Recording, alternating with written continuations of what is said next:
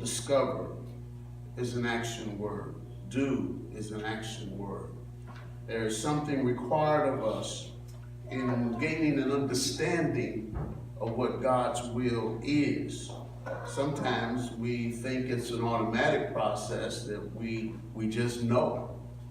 Sometimes we think that it is something that we don't have to give time and attention to. But when it comes to God's will, there is an impartation, there is a revelation, there is a coming to know what God desires. Paul suggests here that God has been good to us.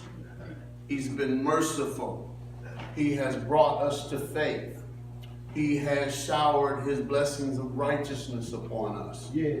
He has allowed us to come into the very family of God. And it is purely by the mercy of God. It's not anything that you've done that you can boast about. It's not any particular ethnicity or family background that you can boast about. But it is the very fact that God has done something for us that has changed our lives. Thank you.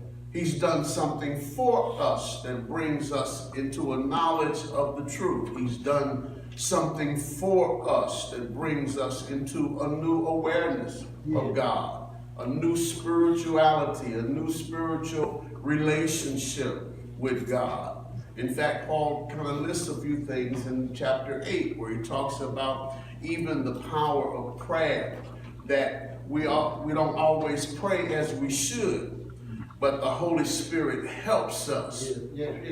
That's a benefit, that's a mercy, that's a blessing from the Lord, that he prompts us in our prayers. He brings to our attention the very things that we need to pray about. Sometimes those things are prayers for others. Sometimes it's prayer for your own situation, but there is a prompting that God manifests in your own life that allows you to know that it was nobody but God that brought that to your remembrance.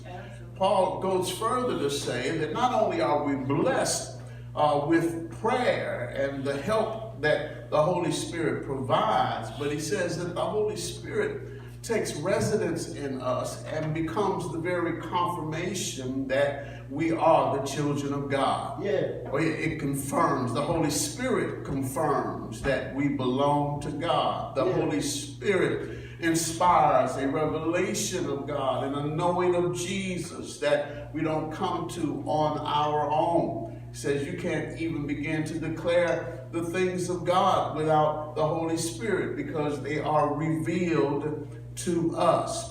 So here,